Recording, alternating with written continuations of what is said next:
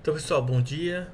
Vamos dar início à nossa aula. Hoje nós vamos falar sobre o movimento dos corpos celestes e a relação que a Terra possui nos mais variados modelos que já foram expostos para a humanidade, tá? É de conhecimento geral. Geralmente todos nós temos ciências de que funcionavam dessa maneira na antiguidade, através de desenhos, através de filmes, através de relatos e de conversações que nós temos anteriores a essa aula.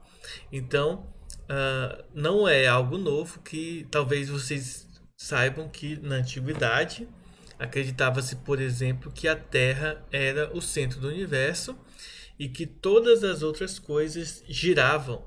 Eles rodeavam a Terra aí, como sendo que a Terra fosse o astro principal. Inclusive, o Sol era um dos pontos aí mais próximos da Terra, né, que estaria rodeando a Terra ou fazendo sua translação ao redor da Terra, tá bom? Vamos ver alguns pontos aqui que nós precisamos estudar. Como eu mencionei agora há pouco para vocês, antes de iniciar efetivamente a aula, eu peço vocês que leiam, tá? O capítulo 7 da apostila. Leiam com atenção, com cuidado, porque ele vai trazer algumas informações, como datas, como alguns outros filósofos, físicos, matemáticos que descreveram alguma teoria sobre o movimento da Terra, ou sobre movimentos celestes, tá? E que provavelmente eu não irei citar todos aqui. Então, fiquem atentos lá, porque vai ter algumas informações pouquinho a mais, mas que talvez seja importante também aí para o conhecimento de vocês, tá bom? Vamos começar pelas impressões, tá? Um dos fatos mais notáveis que podemos observar no céu é que as constelações, o grupo de estrelas, como por exemplo a Cruzeiro do Sul, nunca mudam de forma. Elas se movem como se estivessem coladas em uma esfera gigante e nós no centro dessa esfera, observando o movimento dessas estrelas que estão fixas, tá? E essa era uma das impressões que também acreditava-se antigamente. Acreditava-se que nós aqui da Terra estaríamos no centro de todo o processo aqui, né? Estaríamos no centro e que a gente estaria dentro de uma esfera e colada na borda dessa esfera estariam as estrelas, tá bom? Segundo Eudoxo, cada planeta está preso a uma esfera, é como se fossem várias camadas. O eixo de cada esfera que está ligado a dois pontos da esfera seguinte. Deixa eu adicionar quem que está entrando agora aqui. Estaria colado aí, dando-se aos eixos inclinações apropriadas e escolhendo velocidades e sentidos de rotações adequados.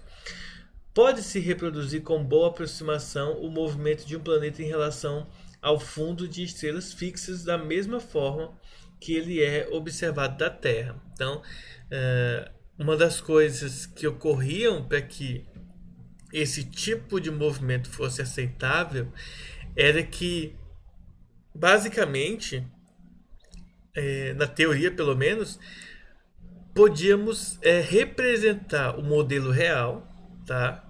A forma como os planetas se moviam, né, de maneira semelhante ao que acontece na vida real. Então, por isso que ele foi, digamos assim, disseminado, aceitado, porque é como se fosse, plausível o fato de poder ser utilizado essa noção. Então, esse modelo foi aceito por conta dessa aplicabilidade, tá? Eudoxo obteve com seu modelo uma boa aproximação para o modelo de cada planeta. Os seus sucessores, aqueles que vieram depois deles, aperfeiçoaram suas ideias, usando ainda mais estrelas. Os primeiros astrônomos supunham que o movimento dos corpos celestes possuía origem diferente dos movimentos terrestres. Pensava-se que as leis que valem para a Terra não valem para os que estavam no céu, né? Além disso, os movimentos dos corpos celestes eram considerados circulares, causados pelo motor primário de origem divina. Então aplicava-se a noção divina para os movimentos dos corpos celestes. No século II depois de Cristo, Cláudio Ptolomeu desenvolveu seu próprio sistema planetário. Segundo esse sistema, cada planeta move-se em um círculo cujo centro gira ao redor da Terra. Ou seja, a Terra é o centro do universo e todos os outros astros, inclusive o Sol, tá? Se movia de forma circular ao redor da Terra. Então a Terra é o centro do universo. E é interessante essa notação, essa forma de escrever o movimento dos planetas, né? Porque aí você vê que mesmo naquelas datas bem antes aí, muito antes de Cristo e depois de Cristo, nós podemos encontrar vestígios de pessoas que conseguiam identificar planetas, né? É algo absurdamente incrível como, apesar de datas longínquas, a gente consegue ver cientistas, né? Pessoas que buscavam compreender aí a noção do que acontecia acima dos céus, tá? As curvas que descreviam as órbitas planetárias, quando observadas da Terra, eram tão complicadas que havia muitas queixas dos que as estudavam. Afonso X, rei de Castela, chegou a comentar no ano 1200 d.C. que se tivesse sido consultado durante a criação do universo, teria criado um mundo mais simples, né? Porque é bem complexo a forma como os planetas se locomovem, tá bom? Claro que até o final dessa aula a gente vai ver como que de fato acontece o movimento dos corpos e eu vou falar para vocês algumas curiosidades, tá? Inclusive, vejam só, diante dessas complicações que aparecem, quando você começa a estudar e anotar, diariamente a gente anotar as posições dos planetas girando aí em torno da Terra, né, digamos assim, a gente vai verificar o que de fato acontece. Observe o seguinte: nas anotações eles percebiam que os planetas que ficavam girando em torno da Terra, eles na verdade ficavam dando várias voltas, tá? Era como se eles estivessem sempre fazendo vários semicírculos, né? Não é bem um círculo, eu esqueci a palavra correta. Como que se dá? É como se fosse uma hélice. Lembra daquela, como se fosse uma mola, digamos assim. Então o planeta ele vai fazendo esses giros ao redor do giro que ele faz na Terra. Oi? Esfera? Não, não é uma esfera. Você já viu aquele brinquedo que é Elipse? uma mola gigante que ele Uma elipse? fica. Não é um elipse. Elipse é uma figura geométrica, tá? É como se fosse um círculo achatado, tá? Um círculo ele possui um centro fixo e uma elipse ela vai ter dois pontos principais aqui que a gente chama de foco, tá bom? Na verdade não é isso. Deixa eu pegar aqui na internet uma imagem e vocês vão ver, tá?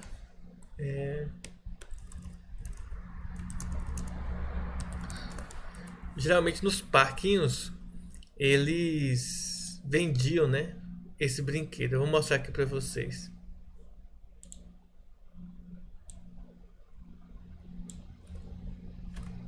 Esse brinquedo aqui, ó, vocês estão vendo? É como se ele estivesse fazendo várias voltinhas como essa aqui ao redor da Terra. Ou seja, era um movimento bem complexo. Por quê? Porque além de você estudar o movimento circular do planeta, você tinha que verificar o movimento circular a cada ponto que ele ficava fazendo. É como se ele estivesse fazendo, não necessariamente um zigue-zague, né? Mas bem parecido com isso daí. E isso era um grande problema, né? Porque quanto mais informações você tivesse sobre o planeta, parecia que ficava ainda mais complicado, ainda mais complexo a forma como os planetas se locomoviam, tá? Então, segundo Ptolomeu, um planeta gira em um pequeno círculo cujo centro se move em relação à órbita da Terra, tá? Então, a gente tinha essas complicações. Depois de Ptolomeu, a gente pode descrever o movimento planetário a partir de Copérnico, né? E aí dando mais origem a uma forma mais, digamos assim, bonitinha de como isso seria. Então, vamos chegar a Nicolau Copérnico, tá? Que se deu conta de que o movimento das estrelas fixas poderia ser explicado admitindo-se que a Terra girasse. Nossa situação em relação às estrelas é muito semelhante à de um passageiro em um avião. Quando o avião voa em círculo sobre uma grande cidade, as ruas, casas e avenidas parecem girar em relação ao passageiro do avião. Da mesma forma, quando a Terra gira, as estrelas é que parecem se movimentar. Quando observados ao longo de um ano, os planetas pareciam errar sua órbita quase em desordem, percorrendo trajetórias com uma irregularidade desconcertante em relação ao fundo das estrelas fixas. Os astrônomos tentaram explicar esse movimento irregular em termos de combinações de movimentos circulares. A trajetória dos planetas observada por um período maior é semelhante à mostrada na figura seguinte, que é essa figurinha aqui, conforme eu li aqui na apostila de vocês. Então vocês vão observar essa imagem aqui. Eu até deixei a legenda para que a gente pudesse entender melhor. São várias fotografias tiradas, tá, ao longo de 2 meses do planeta Marte, tendo como fundo as estrelas fixas. Então você vai observar, ó, que aqui, ó, o carinha tirou foto, tá, do planeta Marte aqui. Vocês podem ver aqui. E ele vai fazendo meio que, digamos assim, como se fosse curvas, tá? Isso tirando fotos. Veja que a impressão que se tem de que Marte voltou e em seguida tornou a avançar. Ou seja, é como se ele tivesse feito isso aqui. Aí ele voltou para trás e avançou. Esse tipo de movimento leva o nome de retrógrado e acontece em todos os planetas, tá? Que é um dado da NASA. Na época, digamos assim, depois de muitas observações, Copérnico concluiu que a Terra não estaria no centro do universo nem parada. Seria simplesmente um planeta girando em torno do Sol, como os demais planetas. E aí nós temos o que nós chamamos de sistema heliocêntrico, tá? Hélio é do gás hélio, né? Mas hélio vem do nome, acho que romano, se não me engano. Eu não lembro se é romano ou se é grego, para o Sol, tá bom? E aí, cêntrico significa que o Sol estaria no centro do sistema. Eu vou aconselhar vocês a entrarem depois no canal Ciência Todo Dia. Tem um vídeo muito bom sobre toda essa história relativa aos movimentos dos planetas, tá? Eu aconselho vocês a estarem acessando aí esse canal. Vou mandar o link para vocês lá no grupo. Só um minutinho aqui. Tem um vídeo muito bom, fantástico a forma como o carinha lá, o Pedro Luiz, ele escreveu. Ele está no curso de física, tá? Então é bem interessante aí essa história. Que vai... esse vídeo em si, ele vai explicar algumas coisas. Vocês até escutaram um pouquinho dele aí. Eu estou copiando aqui, eu compartilhar ele com vocês. Deixa eu pegar aqui. Eu mandei lá no grupo. Depois vocês assistam, que ele vai fazer um resumo bem interessante sobre esse conteúdo, tá? E vai ser um complemento fantástico, principalmente para completar essas lacunas que eu vou deixando aqui em relação a algumas informações, principalmente históricas, porque a abordagem que ele traz lá é bem interessante, tá? Ele separou bem bonitinho lá as explicações. Então vamos lá. Ó, depois de muitas observações, o Copérnico ele concluiu que a Terra não estaria no centro do universo, e sim o Sol estaria no centro, e que a Terra seria só mais um planeta que estaria, né, girando aí em torno do Sol. Isso aqui, gente, é fantástico, e além de tudo, colocou a vida do cara em risco, tá? Aí nós temos as primeiras impressões sobre o sistema heliocêntrico, que é um sistema com o Sol no centro, tá? Nessa figura aqui nós podemos observar a concepção como Copérnico havia estudado, né? Nós temos aqui o Sol no centro, e aí vocês vão observar aqui a posição da Terra como sendo aqui, ó, primeiro, segundo, o terceiro planeta aqui distante do Sol, né, em relação ao Sol. Esse era o sistema que ele havia projetado. Bom, agora nós temos um planetário aqui, figura que ilustra de forma bem simples o movimento dos planetas. O movimento não, a ordem dos planetas em relação ao Sol, tá? Percebam que a semelhança entre os dois, aqui é uma projeção bidimensional e que dá uma impressão mais em 3D, que é só uma figura, é só uma observação, tá? A escala aqui não necessariamente é a escala real, não tá? Então, não necessariamente isso aqui representa de forma reduzida o que de fato acontece, tá? Até porque esse alinhamento aqui, quem já assistiu algum filme que fala sobre bruxaria, deve perceber que esse alinhamento só acontece uma vez na vida aí. É preciso deixar os planetas alinhados para poder fazer macumba lá. Macumba não, é bruxaria.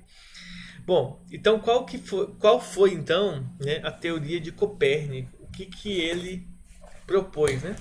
Então, a teoria de Copérnico a respeito do sistema planetário, como é de se esperar, causou discussões violentas devido a essa concepção audaciosa e totalmente nova sobre o universo. Prevendo tais situações, Copérnico procurava justificar suas hipóteses. A respeito do fato de a Terra se mover, ele afirmava: e embora me pareça uma opinião absurda, como eu sabia que outros antes de mim haviam tido a liberdade de supor quaisquer círculos que quisessem para demonstrar as observações concernentes aos corpos celestes, eu considerei que também a mim seria permitido tentar descobrir demonstrações mais seguras das revoluções dos corpos celestes, supondo algum movimento da Terra. Verifiquei depois de muitas e longas observações que se os movimentos dos outros planetas fossem adicionados ao movimento da Terra, não somente o comportamento aparente dos outros seguir-se-ia disso, como também o sistema relacionaria as órbitas e tamanho dos planetas e suas órbitas e de todo o céu, de maneira que nenhum aspecto isolado poderia ser alterado sem confusão entre as outras partes e em todo o universo. Por essa razão, seguir esse sistema. Então, ele, sabendo e prevendo como acontecia, né, na vida real, como isso poderia causar estranheza e problemas em relação aí à posição dele. Então ele já preparou uma carta, né, explicando todo o ocorrido aqui. A gente não vai se ater a todas as explicações dele. Eu aconselho que vocês leiam a página 45, que vai ter mais dois pontos aí que ele coloca, tá? Inclusive, existem algumas perguntinhas em relação a isso. Nós vamos pular para o Breire, tá? E o fascínio que ele tinha sobre o seu discípulo Kepler e pela matemática. A gente vai ver um pouco sobre essa parte, porque aí a gente já vai cair direto na parte que eu quero abordar com vocês, tá bom? Então acontece o seguinte: depois de um tempo, a gente vai perceber aqui. Deixa eu abrir um novo aqui para a gente discutir. Então, após Copérnico, tá? Claro, vai ter outras pessoas que vão explicar ou tentar explicar os movimentos celestes, porém, após muito tempo, em 1546 a 1601, tínhamos um astrônomo dinamarquês chamado Tycho Brahe, tá? Eu vou colocar só algumas imagens aqui para a gente estar dando uma olhada. E aí, discutir com vocês em relação a ele e ao seu discípulo Kepler. Vamos lá. Então nós temos aqui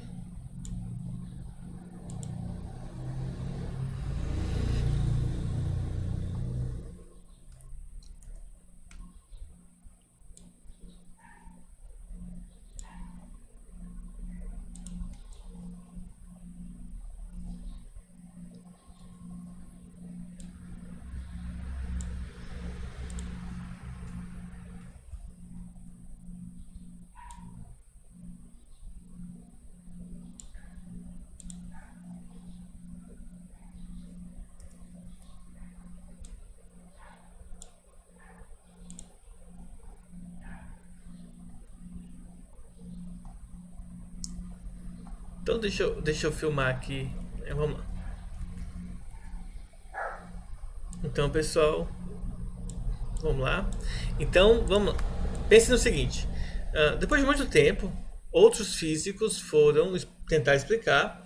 E chega a vez de Breyer aqui, tá? Esse astrônomo dinamarquês que trouxe também uma ilustração própria para o movimento dos corpos celestes. Observem aqui a Terra e a Lua, Mercúrio, Vênus, Marte, Júpiter e Saturno, tá? E ele vai desenvolver a forma dele. Só que o que eu quero chegar é que após ele, inclusive foi uma pessoa que teve contato com ele, inclusive utilizou as anotações de Breyer, foi o astrônomo Kepler, tá? Que é o que nós queremos chegar. Por que nós queremos chegar nas teorias de Kepler? Pelo seguinte, Kepler ele foi um físico que ele pegou todas as anotações de vários anos de estudo do Tycho Brahe aqui, eu não sei pronunciar muito bem o nome desse cara. Ele pegou todas as anotações dele e desenvolveu a partir dessas anotações e das anotações próprias de Kepler 3 leis, tá? Ele desenvolveu 3 leis que descreviam o movimento dos corpos celestes, tá bom? Ele teve a sua primeira lei, que é conhecida como lei das órbitas, tá? Vou já explicar ela para vocês. Então ele desenvolveu a primeira lei que dizia o seguinte, ó, que o movimento dos corpos celestes não é um círculo, e sim são elipses, ou seja, a forma como todos os outros que vieram antes deles descreviam o movimento dos corpos celestes estavam praticamente errada, porque eles consideravam que esse movimento acontecia de maneira circular, mas na verdade ele acontecia de maneira de elipses, tá? A segunda lei é dita como lei das áreas, e eu vou mostrar para vocês numa imagem que vai ficar mais tranquilo de explicar ela lá.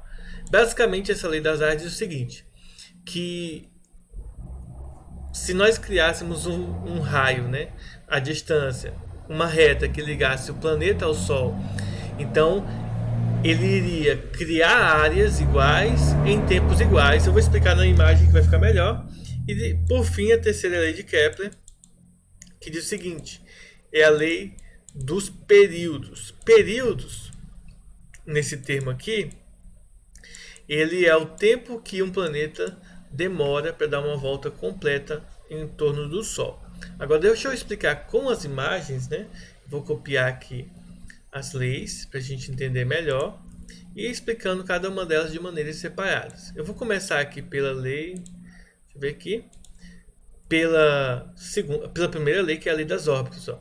Todo planeta gira numa órbita elíptica, estando o Sol em um dos focos dessa elipse. Então, basicamente, deixa eu pegar aqui uma imagem. Eu vou até pegar minha dissertação de mestrado, porque eu fiz justamente as demonstrações de todo esse cálculo aí. Deixa eu pegar aqui. E eu vou mostrar para vocês as imagens que eu utilizei nela como referência aqui para nós. Deixa eu perguntar para vocês. Vocês estão ouvindo um ruído bem alto aí no fone de vocês? Não. Não? Quando vocês falam, não aparece mais ruído. Vocês têm algum fone aí com mau contato? Mas de vez em quando o ruído vem bem baixinho, acho. Certo.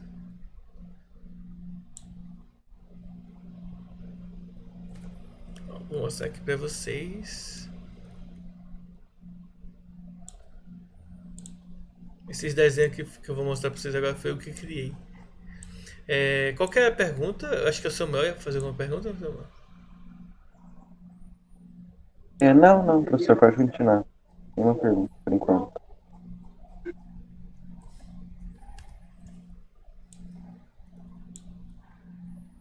Então vamos lá. A primeira lei de Kepler ele fala sobre a lei em que o movimento dos corpos celestes acontece em forma elíptica, tá?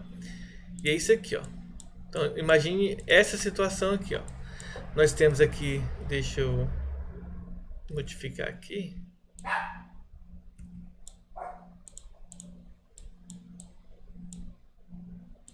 Então, imagine o seguinte, ó. A primeira lei é chamada de lei das órbitas e ela diz o seguinte, que o movimento dos corpos celestes acontece numa órbita elíptica, uma elipse. Essa aqui não necessariamente é a forma como o planeta gira, tá, gente? Eu coloquei assim essa elipse bem oval para que fosse bem específico a forma de visualizar, para que a gente não confundisse aí, não é uma elipse, tá? Não, eu coloquei assim para que fosse visível que de fato isso aí é uma elipse. Lembrando para vocês que na vida real, as órbitas dos planetas, ela não é tão achatada quanto isso que eu estou mostrando. É quase um círculo e por isso é aceitável que os físicos errassem na hora de descrever o movimento, tá bom? Então não é tão oval assim quanto está aqui, mas não é isso que eu quero argumentar com vocês. Eu quero falar com vocês o seguinte. Então, o que é uma elipse? Uma elipse é uma figura geométrica, tá?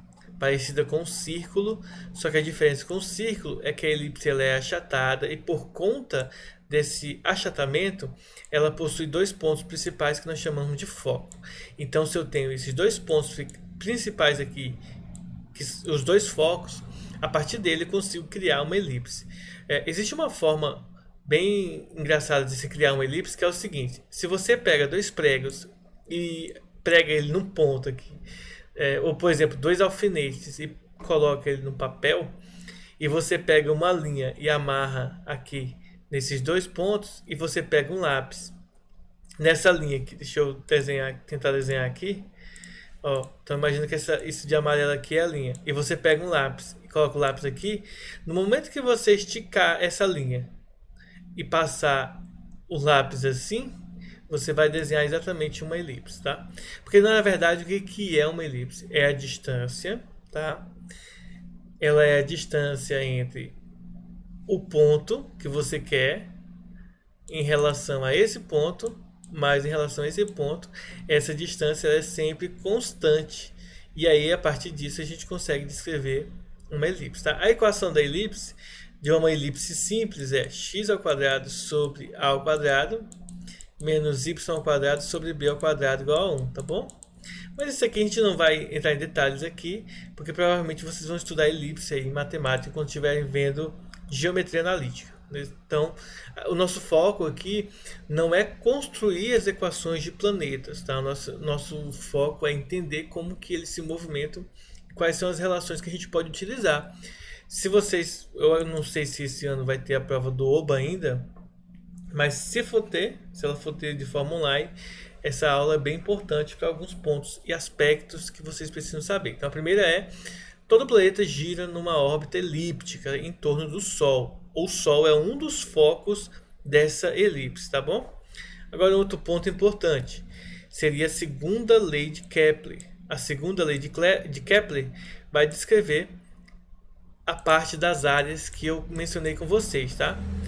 Bom, a segunda lei ela diz o seguinte: o segmento de reta que liga o Sol a um planeta varre áreas iguais em tempos iguais.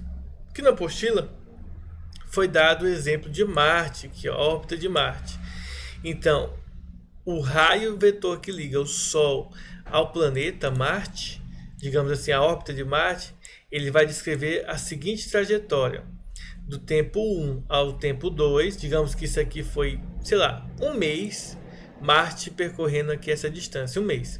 Então, e claro que essa é uma parte imaginária, né, gente? Não existe esse raio ele é imaginário por cálculo, tá? Então, esse raio aqui, ele varreu, ele descreveu, tá, uma área. Então, ele criou essa áreazinha aqui, essa área B. Então, suponha aqui que nós temos o T4 e o T3 aqui. Digamos que ele passou um mês percorrendo essa parte aqui. Então, observe que a área é totalmente diferente, porém, o valor dessa área aqui, ela é igual a essa área. E como que a gente explicaria isso, sendo que o tempo 1 e o tempo 2 é menor do que o tempo 3 e o tempo 4? Isso é explicado o seguinte: um planeta mais longe do Sol, ele possui a sua velocidade mais lenta. Então, quando o planeta está mais longe do Sol, ele vai fazer um movimento mais lento. E quando ele está mais próximo do Sol, sua velocidade é aumentada.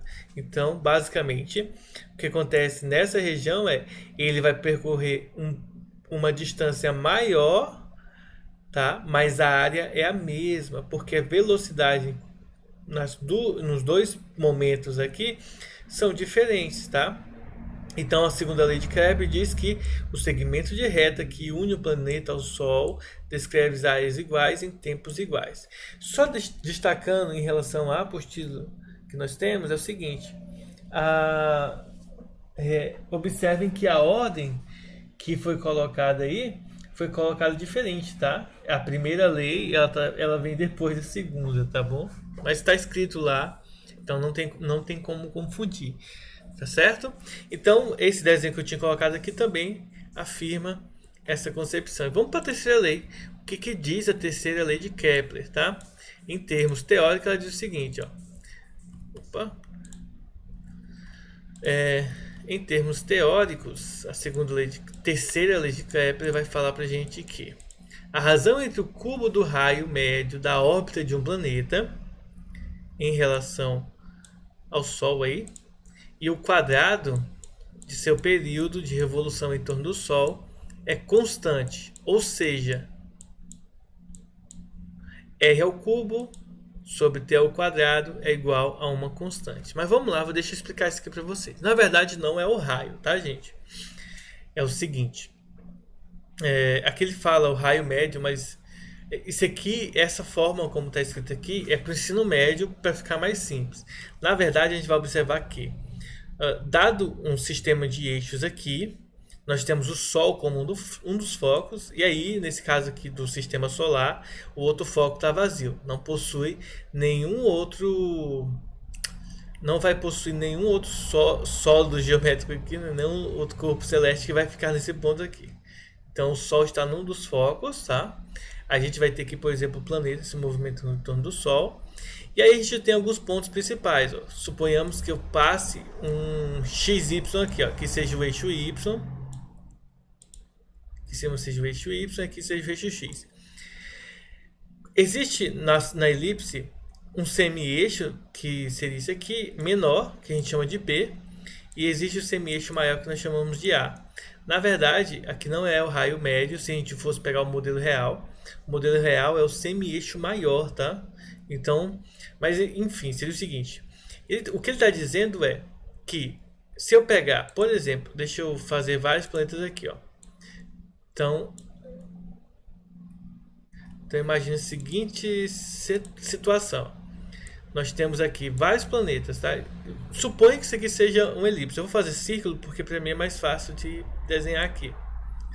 Aqui nós temos outro planeta, aqui nós temos outro planeta. Vamos pegar aqui, por exemplo, 3 órbitas, tá? E aqui no meio nós temos o Sol, tá? O Sol está aqui no meio. O que acontece? Aqui nós temos um planeta, vamos colocar outro planeta aqui e outro planeta aqui só para a gente entender melhor esse procedimento.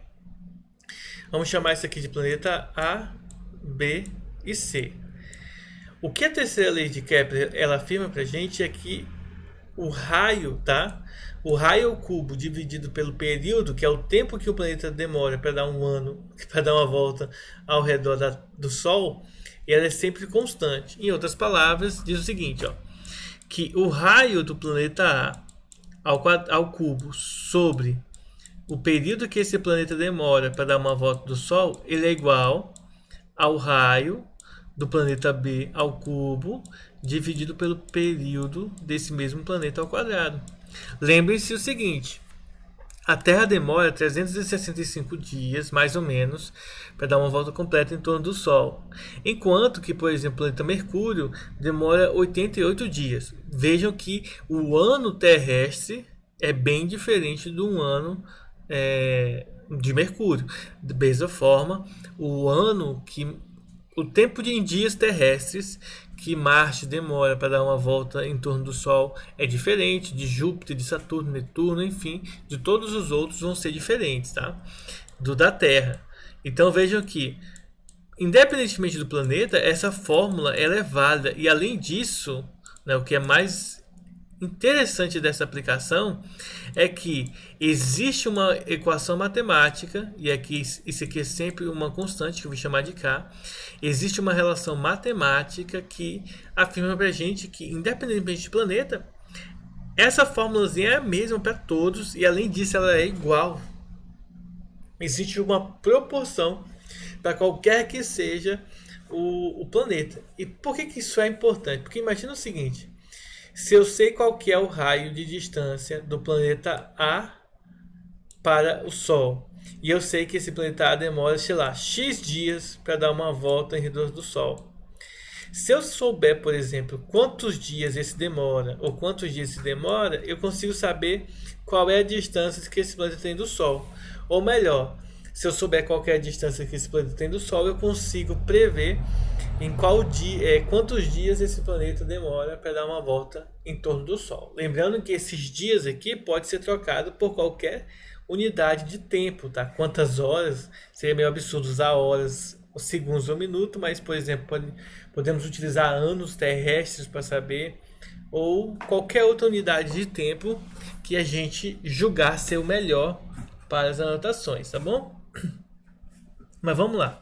Vocês vão observar que na apostila vai ter algumas tabelas, como uma tabela que mostra o tempo que cada planeta demora para dar uma volta completa ao redor do Sol, como por exemplo essa tabelinha aqui. Deixa eu mostrar aqui, tá? Essa tabelinha aqui que vai mostrar pra gente aí essa relação. Vejam que foram colocados planetas até Saturno. Mercúrio demora 87 dias, quase 88 dias, como eu citei para vocês. Vênus demora 224 dias, mais ou menos. A Terra aqui, quantos dias a Terra demora. Marte, 686 dias, né? 687 dias terrestres. Júpiter demora 4.332 dias, mais ou menos. E Saturno demora 10.759,20 dias, tá, gente? Para dar uma volta completa em torno do Sol. E isso daqui, tá, gente? São anotações que são utilizadas para a gente poder utilizar, por exemplo, na fórmula da segunda lei de Kepler, tá? Então são anotações importantíssimas para a gente fazer esse estudo. Inclusive, esses valores eu utilizei, não sei, né? Só se eu pegar minha dissertação de novo, abrir ela aqui e verificar quais foram os números que eu utilizei lá, tá? Mas basicamente são números parecidos com estes aí, tá? Bom, aí a gente vai ter também a tabela da distância do Sol, uma tabela que fala sobre os registros, né, atualizados sobre isso. Eu vou colocar esses que estão atualizados, tá? Lembrando que geralmente todos os dados que nós utilizamos, eles são referentes aí a anotações terrestres, tá? Até porque a gente está na Terra, então a gente usa a Terra como referência aí para o nosso ponto aqui. Então esse aqui é uma tabela atualizada, tá? O símbolo H, como é indicado aqui, ó, o símbolo H é horas, D é dias e A é anos, tá? Então aqui, ó, dias, horas, dias e anos. Então Mercúrio, o período de rotação em torno do próprio eixo, 59 dias. Duração do ano, 88 dias. Então isso aqui é uma tabela mais atualizada. Vênus, ó, a distância de Vênus ao Sol é de 1,1 vezes 10 a oitava. Ele demora 249 dias para dar uma volta em torno de si mesmo, e o ano dele demora 224 dias, tá? Quase 225 dias. E aqui tem o diâmetro do planeta, tá? Se isso for razoável aqui. Observem, por exemplo, que Júpiter tem um diâmetro assustadoramente grande. Júpiter e Saturno, da ordem de 10 a quinta, enquanto os outros são da ordem de 10 a quarta. E Marte e Mercúrio aqui quase que da ordem da 10 ao cubo, tá? Basicamente isso aqui é só uma tabela que é atualizada com os valores específicos para cada um deles, tá? Então é o seguinte, de forma resumida, a gente precisa entender que houve vários sistemas adotados, tá bom? Para descrever os movimentos dos corpos celestes. Inicialmente nós tínhamos o plano em que a Terra era o centro do universo, tá? E todos os corpos celestes, inclusive o Sol, giravam em torno da Terra. ok? Temos depois um upgrade nesse sistema em que coloca o Sol como centro do universo e os planetas ficam girando em torno dele, tá? Mas de forma circular. E mais para frente, com Kepler, a gente descobriu que as órbitas não eram circulares, e sim elípticas, e que o Sol se encontra num dos focos dessa elipse. Além disso, além de entendermos que as órbitas são elípticas, a gente entendeu também que existem algumas relações matemáticas para que haja um movimento dos corpos celestes. E essa relação matemática, por exemplo, é dada na lei das áreas, que diz que as áreas criadas pelo planeta quando ele vai se locomover em tempos iguais são iguais, tá bom? E que o raio de um planeta ao cubo dividido pelo planeta não, da distância do planeta ao Sol ao cubo dividido pelo período, que é o tempo que ele demora para dar uma volta completa em torno do Sol ao quadrado, é constante. Então isso significa que, independente do planeta em si, analisado, essa relação matemática continua valendo para todos eles. Então esse é o resumo aqui.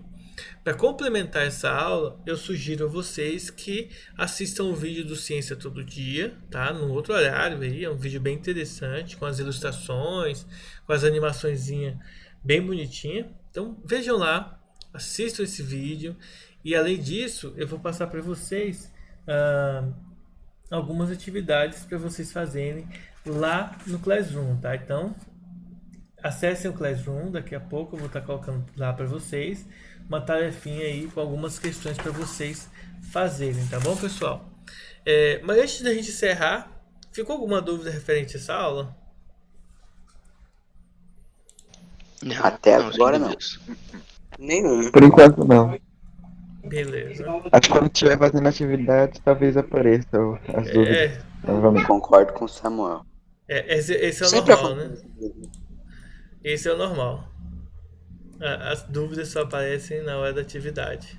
Quem não faz atividade não tem dúvida. Lembre-se disso.